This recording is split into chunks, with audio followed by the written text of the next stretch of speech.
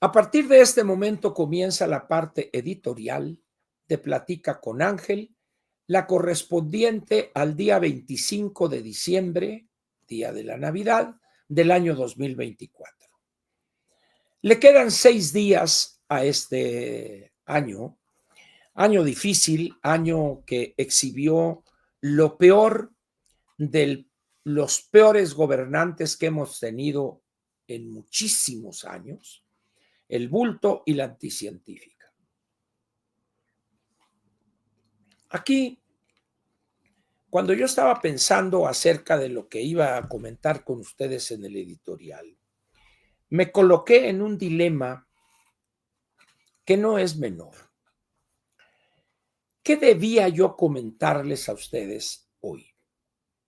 Podría ser palabras rosas, bonitas y nos va a ir muy bien y el año que viene será mejor, toda esa cosa que ya conocen ustedes. Y por otro lado, hablarles o empezar a hablarles con la verdad. Yo considero que la noche, vamos a decir, bonita, es la Nochebuena. Ahí donde se prepara pues la llegada del niño Jesús o del niño Dios, como se dice también, el 25 con los regalos, andan en las colonias, en los chamacos jugando con los juguetes que les trajo el Santo Claus. Ahí quizá en estos 2 días o esa noche y parte de este día, es donde la gente está, vamos a ir, olvidando lo crudo de la realidad que enfrentamos. Todavía queda recalentado, entonces podemos seguir saboreando o disfrutando lo que cenamos, de tal manera pues que se extiende, vamos a decir, a buena parte del día 25, ese ambiente de gozo, de felicitaciones del 24. Sin embargo, eso no debe ser, vamos a decir, razón para que caigamos en una cosa así acomodaticia, no, nos va a ir trasladándonos estos a la noche vieja, a la noche del año viejo, el 31. Ya para el 31 de diciembre, es decir, dentro de 6 días por la tarde-noche, ya los primeros golpes de la realidad ya nos habrán, si no noqueado, pero al menos dejado un poco groggy y recibir el conteo de 8 del referee. ¿Por qué razón? Porque ha habido un acontecimiento que es obvio en lo que se refiere a regalos, a ciertos gastos, es la Nochebuena o estas fiestas navideñas, como le llamamos. Celebraciones, los empleados van juntos a comer o a cenar en la empresa donde prestan sus servicios, etcétera. Pero hubo algo que se ha popularizado en México, el famoso Buen Fin, donde buena parte de las empresas sacan su inventario acumulado y si algo costaba 5,000 pesos, lo ponen ahí a 8,000 y dice rebaja de 2,000 pesos y se los dan en 6,000 pesos. Es decir, pues la gente cae, usa la tarjeta, se endeuda y llegamos al 25 en la noche, pero llegamos todavía más golpeados en el bolsillo el 31 de diciembre. Sí, si bien se festeja y feliz año, compadre, que le vaya muy bien, le deseo un muy buen año. Bueno, está bien, como deseo se acepta, pero deberíamos empezar a comportarnos como una sociedad, la mexicana, de adultos, no de niños de pecho. Una de las grandes perversidades de la clase política mexicana desde los años de Lázaro Cárdenas a la fecha. Lázaro Cárdenas, el mayor, el bueno, no los inútiles, esto del nieto y del hijo y el otro nieto, no, sino del viejo, el perverso aquel. Desde esos años a la fecha, la clase política ha vivido en una fiesta permanente, ha aprendido a nadar de cualquier estilo, estilo de mariposa, libre, de dorso, de pecho, nado libre, etcétera, en ese mar de la corrupción que es nuestro país. Y ve ustedes fortunas que se hacen, si no de la noche a la mañana, pero desde el momento en que toma posesión del puesto al que fue asignado, a los 3, 4, 5 meses, 6 meses ya es un hombre, una persona inmensamente rica y en la total impunidad. Digan lo que digan y que ya llegó la mano dura de Marta Buenrostro. Tenga el hombre, ve el desastre que dejó en economía, el desastre con la compra de medicamentos y todo, ¿no? O sea, es puro cuento, es para engañar incautos, por no decir algo más feo. La corrupción, pues, ha llevado a este país a la quiebra en no pocas ocasiones. Yo no sé cuántos de los que estamos ahorita aquí tienen más de 70 años. Una persona que en México hoy tiene más de 70 años quiere decir que nació del año 1950, por ahí así, o 5 años antes, del 45 al 50. Muy bien. Esa persona le tocó una estabilidad que estaba ahí sí prendida con alfileres. Una cosa que se ha llamado desarrollo estabilizador, que es una de las grandes invenciones que no se sostienen ante un análisis objetivo, serio. Bien. Cuando llega Miguel Alemán a la presidencia de la República, después del presidente Ávila Camacho, llegó la primera gran andanada de la clase política para corromperse y para enriquecerse, apropiarse de terrenos, de fábricas, etcétera, etcétera. El alemanismo recibió el peso con una paridad de 4.50. Y producto del despilfarro, la mala y pésima administración, por la corrupción y también por el pésimo manejo del gasto público, de los recursos del erario, se vio obligado Miguel Alemán, antes de irse, a devaluar el peso y lo subió de 4.50 a 8.65. Y las cosas estaban tan mal que, de hecho, don Adolfo Ruiz Cortines, que es quien lo siguió en la presidencia, debió devaluar como una respuesta al desastre que le dejó Miguel Alemán y lo elevó ese 8.65 a 12.50. Eso duró hasta el 31 de agosto, 1 de septiembre del año 1976, cuando se dejó flotar, dijo el presidente Echeverría.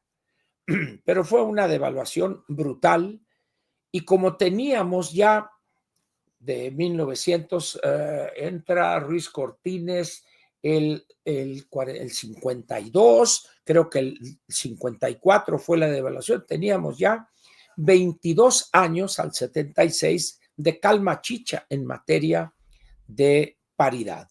12.50, 12.50, ya ni se preguntaba, ya era algo 12.50. Pero viene el primer golpe, producto de la ignorancia en materia económica y política monetaria de Luis Echeverría, y elevó la deuda pública externa que recibió de 5,000 millones de dólares, 4,800, 4,900 que la dejó Díaz Ordaz, y la entregó él en 20,000 millones de dólares. Pero lo hizo de manera consciente porque el presidente Echeverría ya sabía para esas fechas del mega yacimiento de Cantarell. Entonces, de alguna manera digo, sí, estoy haciendo esto, estoy metiéndole dinero al campo, a las escuelas, a las universidades, etcétera, pero ahí está el petróleo que va a compensar eso. La verdad es que la realidad de las finanzas públicas no se comporta de acuerdo a esa ingenuidad del presidente Echeverría en materia económica.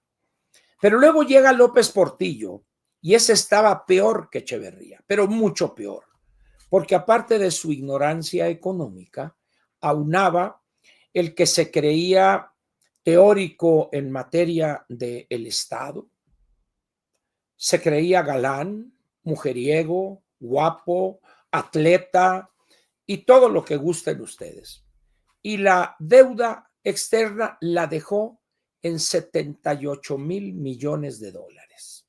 Dilapidó una cosa increíble, pero además el 90 y tantos por ciento de esa deuda tenía vencimiento de menos de un año y se había utilizado casi en una buena parte en gasto corriente, no en gasto de inversión. Y de ahí lo demás es historia. El presidente de la Madrid recibe un país en ruinas. Y esto se los cuento porque los que tienen más de 70 años, que nacieron por allá del 46, 48, les tocó el ramalazo de la devaluación del 31 de agosto con Echeverría de 1976. Pero luego les tocó la penuria con Miguel de la Madrid, todo el desastre que hubo. Las inflaciones que eran impensables, 157.8% con Miguel de la Madrid. Pero era remapolvos de aquellos lodos. Luego viene las devaluaciones que se dieron.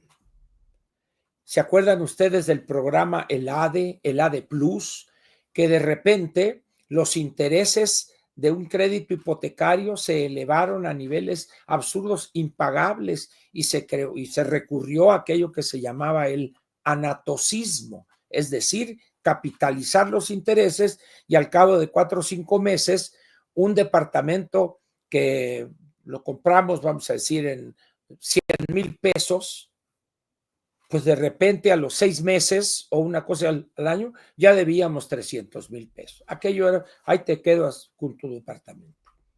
Y luego les creó o sufrimos el 87, 88, luego el 94, el error de diciembre y así. Si hay alguna persona especialista en materia de crisis, producto de mal manejo de la economía, de devaluaciones, es el mexicano promedio. Cientos de miles de pequeños empresarios perdieron su empresa, su patrimonio, etcétera, etcétera. De tal manera, pues, que está muy difícil que alguien nos pueda contar algo que no hayamos experimentado en materia de crisis. Muy bien. Viene lo que llaman despectivamente estas personas ignorantes en economía, los neoliberales.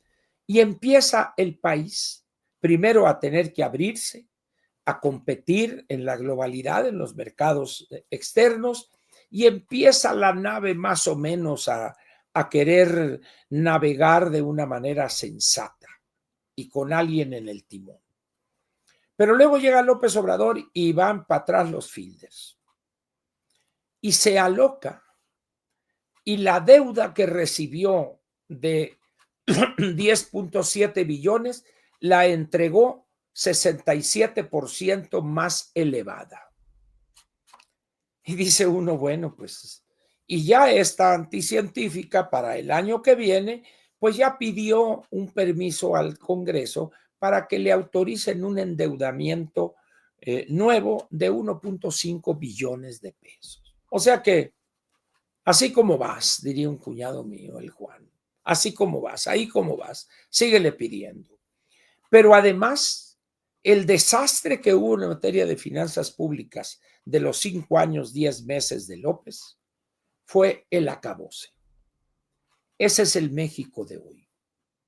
Por eso, hoy 25 de diciembre, cuando ya se apagó la euforia de la Nochebuena, cuando ahorita estamos echándonos, no le quedó por ahí, compadre, hombre, aunque sea el humito de ahí del tequila ese, por favor, porque estoy muy crudo, me duele la cabeza. Pues. Le daré unos dos, ¿cómo dicen? Advil, no, compadre, no, ¿qué pasó? No, que deme usted un caballito de tequila, le dicen, una cerveza bien fría. Pero mañana ya es inevitable empezar a darle importancia a la situación que vamos a enfrentar el 2025. ¿En qué consiste esencialmente eso que vamos a vivir? Que ya lo hemos vivido en ocasiones anteriores. Pero ahora viene un reloaded, porque las condiciones del gobierno son mucho, pero mucho peores que las que tenía el gobierno correspondiente en aquellos años. Va a haber despidos en el sector público, que era el área donde más o menos se respetaba a la burocracia. Hoy ya ni siquiera esa área se va a respetar. Vamos a ver de despidos masivos en el sector público. Va a haber una puesta al día, ¿cómo diríamos? Una simplificación, se quitará grasa, ha crecido la burocracia y eso va a mandar a la calle quizá a cientos de miles de burócratas en los 31 estados de la federación y en la Ciudad de México. ¿Por qué? Porque es una burocracia no preparada, corrompida, excesiva, excesos de trámites, de tal manera que al parejo de eso vamos a ver algunas reducciones en trámites estúpidos, absurdos, ¿verdad?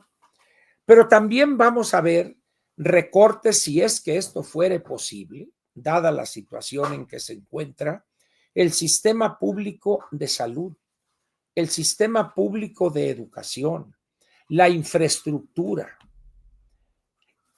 la lucha contra el crimen organizado y esto es sumamente importante. La visión que tiene este gobierno, en vez de decir la verdad de cómo el anterior dejó las finanzas públicas, se trata de maquillar y mentir de manera burda y descarada. Eso es lo más peligroso. ¿Por qué? Porque puede haber personas ingenuas que confían ciega y acríticamente en el gobernante y van a recibir con toda seguridad una desilusión. Las cosas no están bien y porque en el origen hay una visión equívoca del gobernante anterior y de esta. Esto del nearshoring y que van a llegar millones, no es cierto. O sea, ya el nearshoring para un país como México ya pasó. La situación que hay con China complica las cosas, el conflicto de Rusia-Ucrania, etcétera, etcétera. Si ustedes voltean ahorita a Alemania, a Francia, las cosas están muy, muy difíciles. Grandes actores que son en la escena internacional, en la parte política, Rusia y China en la parte económica también, y Alemania ni se diga en la parte económica, y Francia como, vamos a decir, el que nivela o una posición intermedia en la Unión Europea. Canadá, vean ustedes cómo está batallando. Justin Trudeau es posible, Justin, es posible, muy posible, que pierda las elecciones generales ahora en junio del año que viene, de tal manera que se acabaría un periodo de 14 años de él al frente del gobierno canadiense. Todo esto repercutirá en México. ¿Qué va a suceder cuando miles y miles de jóvenes no puedan concluir sus estudios, sea de nivel medio superior o superior, por carencia de recursos? ¿A dónde se van a ir a trabajar si el mercado laboral va a estar contraído? Van a ver ustedes allá por el 9-10 de enero, cuando salgan las cifras correspondientes a todo este año del 24, la situación que habrá en materia de creación de empleo formal el 2024. No importa que el seguro diga el salario base de cotización promedio fue de 14,000, 15,000 pesos. ¿Y eso qué? Eso no dice, nada dice. ¿Verdad? ¿Por qué? Porque las personas que están en la economía formal son alrededor de 22 millones de personas, 22,500. Y en la informalidad hay 30 y tantos millones que no tienen prestación alguna, ni servicios de salud, ni servicios de la Afore, Infonavit, etcétera. Esa es la realidad que tenemos. Y el gobierno anterior dilapidó en proyectos que son una estupidez completa. Y este gobierno, en vez de decir, señores, eso fue una locura, ¿ves? Al contrario, miles de millones de pesos para Dos Bocas, para Tren Maya, para el AIFA, para esto y para lo otro, para la línea esta mexicana de no sé qué madres, etcétera. Por todos esos elementos, suena, en mi caso, algo impensable decirles que todo va a estar a toda madre el 25. No puedo decirles eso. Me traicionaría yo mintiéndoles de esa manera. Para los que duden esto, yo les pediría que hagan una prueba muy sencilla. Allá por marzo, quizá del 20 al 30 de marzo, hagan un recorrido por estas colonias. Cuauhtémoc, del Valle, Narvarte, La Condesa y la Roma. Y Polanco también, si gustan, ¿verdad? Para que cuenten los nuevos letreros de se vende departamento, se vende esta casa, se vende, así es. ¿Por qué? Porque en los años de bonanza o en los años de ser funcionario alguno hizo una tranza por acá y se compró un segundo departamento para rentarlo. Ante la pérdida del empleo, ante la pérdida de ingreso, etcétera, etcétera, pues recurre a vender ese departamento. No más que hay una situación que debe tenerse presente. Vamos a suponer que esa persona compró ese departamento en 6 millones de pesos. 3 recámaras, cajón para 2 vehículos, 6 millones de pesos. Lo pone a la venta y llega el primer aspirante a comprar. No, mire que muy bien, que aquí, sí, perfecto, la vista, los volcanes, acá, no, sí está bonito, así. Le dejo la cocina integral, le dejo las cortinas y esto, si quiere las cortinas, lléveselas, ¿no? ¿Qué quiero yo ese cochinero ahí? Y le dice, ¿y cuánto pide usted por su departamento? Bueno, nosotros lo compramos hace 5 años, la inflación acumulada, 7,500,000. Muy bien. Mire, le ofrezco con ganas de cerrar la operación 4 millones y le pago de contado mañana ante el notario. Oiga, pero ¿cómo es posible? No se moleste, mi amigo. Estamos en una negociación entre adultos. Usted está pidiendo 7,500 y yo le ofrezco 4. No los acepta. Muchas gracias por haberme mostrado su departamento y tan amigos como siempre. Y así van a ir llegando, luego le va a bajar a 7, a 6,500, hasta que lo va a vender en 4,500. ¿Por qué? Porque vamos a entrar, si no es que ya estamos, en una etapa que se llama mercado de compradores. El que fija las condiciones es aquel que tiene liquidez o tiene una línea de crédito vigente en el sistema financiero para tener liquidez. Ese es el que está poniendo las condiciones. Así es. En aquellos tiempos, cuando esta persona compró su departamento en 6 millones, estábamos no en un mercado de compradores, sino en un mercado de vendedores, porque había mucha liquidez. Quiero un departamento, quiero ver cómo le hago para esta tranza que hice. Entonces, oiga, pero ¿cómo vale 6 millones ese departamento? Es lo que estoy pidiendo, no le conviene, muchas gracias. El que sigue, y órale. Pero ahorita es al revés. Es un mercado de compradores. Vamos a ver cosas muy interesantes, sobre todo aquellos que tengan liquidez y piensen a mediano y largo plazo. Sería una oportunidad muy buena para adquirir, no sé, 10, 15, 20 departamentos, ponerlos al centavo y ahí dejarlos con un buen mantenimiento para que dentro de 1 año y medio, 2 años, esté otra vez el mercado para que algo que compró él en 4 millones lo venda en 7,500, por ejemplo, y haría una utilidad importante. En esas condiciones, pues, lo que viene, olvidémonos de estas personas que comprarían, que tienen liquidez. Veámoslo desde el punto del empleado.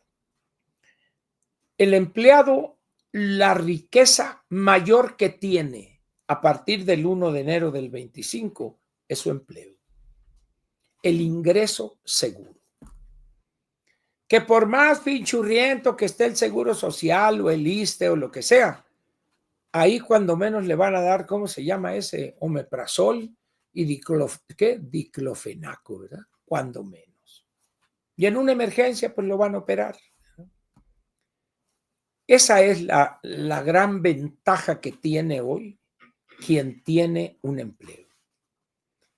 No lo pierda. No, este pinche de patrón y me quiso ofender, me dijo que por qué llegaba tarde. No, yo le boto la chamba. No, compadre, cómprese un buen despertador, hombre, pero llegue temprano. Porque si usted a sus 55 años lo corren de ese trabajo y le dan una liquidación, la que usted guste, no va a conseguir trabajo. Y luego va a andar trabajando de operador de Uber. Usted dice. Es decir, las condiciones van a cambiar de una manera muy, muy dura. ¿Se han fijado ustedes si es que toman salud, toman Uber y platican con el operador la cantidad de personas cuyo origen como operadores es que los liquidaron y con la liquidación o dieron el enganche de un vehículo o compraron el vehículo? Hagan esa prueba muy sencilla y se van a sorprender. Ese es el panorama que vamos a tener en el México del 2025. Ilusiones nos podemos hacer muchas ilusiones nos podremos hacer. Quizá algunos para calmar el nervio. No, es que ya me ofreció mi compadre, conoce a quien está muy cercano al esposo de la presidenta. Dicen, y bueno, compadre, ¿por qué tiene que ver ese caremenso? Él está en Banco de México. No, pero es que ya me dijo mi compadre que él lo conoció muy bien, que estuvieron ahí en ciencias hace muchos años y lo conoce. Bueno, ojalá. Tómele. El pobre Chuita arriba no decide ni el café, la marca de café que se compra ahí en el departamentito donde están en Palacio. Ni eso decide el pobre. Es el hazmerreír en Sinaloa, el Chuy. Dicen, lo menos que dice alguien en Sinaloa ahorita es que fue un matrimonio de conveniencia. Como no podía la anticientífica en un país como el nuestro, soltera, ¿verdad? Soltera, entonces, pues a ver quién, pues ahí está este menso, el que era tu novio. Sí, ahorita, acaba de regresar de España, órale, búscalo y dile que lo extrañaste mucho. Y el otro babosón cayó, ahí está. Esa es la realidad, señores, que nos va a tocar a todos. Ahora, mencioné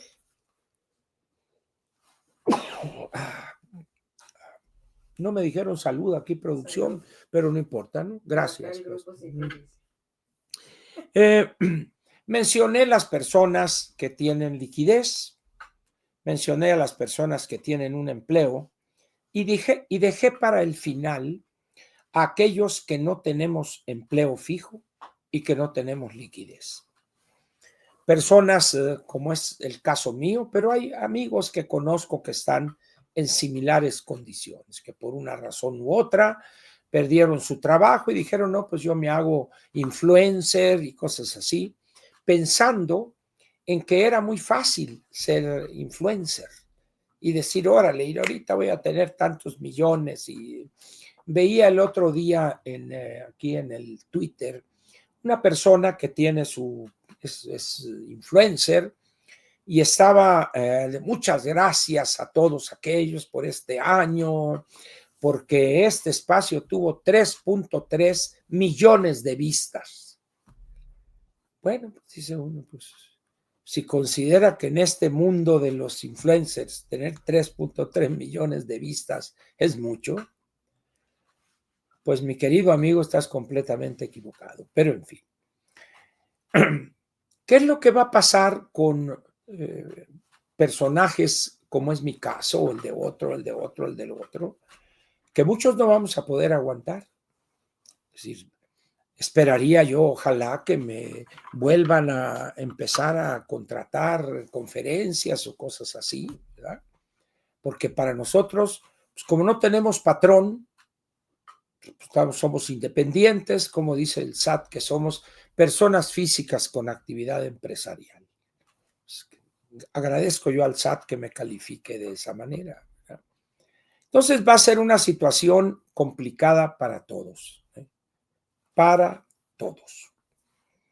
Y ni modo, los viejos como yo, que nos ha tocado las crisis desde Echeverría a la fecha, pues esto es una raya más al tigre. Aquí sí seré optimista. Todas aquellas crisis nos han golpeado, indiscutiblemente, pero hemos salido adelante. Que perdimos una cosa, pero ganamos otra, etcétera, lo que sea. Pero salimos adelante. ¿Cómo? Trabajando. ¿Cómo? Trabajando más que lo que hemos trabajado en los últimos 8, 10, 15 o 20 años. Pero lo importante es entender y aceptar que por más difíciles que se pongan las condiciones en la economía, si sabemos trabajar, si no le tememos a trabajar, vamos a salir adelante. Aquellos que le temen a trabajar, que estén acostumbrados a hacer horas nalga en una oficinita o algo, la van a pasar muy, muy mal. Pero en el caso de aquellos que estamos trabajando desde edad temprana, yo empecé dando clases particulares de matemáticas desde los 16 años, cuando llegué aquí a la Ciudad de México. Y luego ya, cuando pasé a vocacional y todo, entonces, y luego pues ya salí de la escuela, etcétera, etcétera. Pero trabajar siempre lo he hecho. Es un golpe indiscutiblemente, es un golpe. Pero si trabaja uno, si es una persona que se le reconoce como un profesional en algo, saldremos adelante. Por eso yo les planteo, no perdamos el optimismo, la cosa, pero que es producto de la objetividad, de la racionalidad. Sabemos trabajar, nos gusta trabajar, tenemos el apoyo de la familia en ese esfuerzo. Y dentro de 3, 4, 5 años vamos a estar, si no a cabo o ya antes y todo, pero a gusto porque habremos triunfado sobre esta tragedia que es el gobierno de la anticientífica Claudia Sheinbaum Pardo. Aquí termina la parte editorial de Platica con Ángel, correspondiente al 25 de diciembre del año 2024. Agrego una cosa nada más. Nos genera un beneficio quien nos dice la verdad que aquel que nos miente. Es conveniente siempre en determinados momentos o determinadas coyunturas ver las cosas con objetividad. Y el amigo verdadero es aquel que nos dice la verdad. El amigo falso es el que nos mete aire. No, compadre, hombre, usted es un chingón. No, hombre, usted el segundo lunes de enero va a estar chambeando, pero bien colocado. Sirvan las otras aquí. Mi compadre paga. Pues van a pasar el segundo lunes de enero y el otro y nada de chamba. El que tenga 2 carros probablemente tenga que vender uno. El que tiene los hijos en escuela privada, pues posiblemente alguno tendrán que trabajar, etcétera. Ya ven que los tenis estos de marca están muy caros, etcétera. Todas esas cosas vamos a ver una reducción en esos excesos. Muchos ya los cometieron en el Buen Fin, bueno, no hay problema, ¿verdad? Viene otro Buen Fin allá por noviembre del año 25. Esa es la realidad, pues.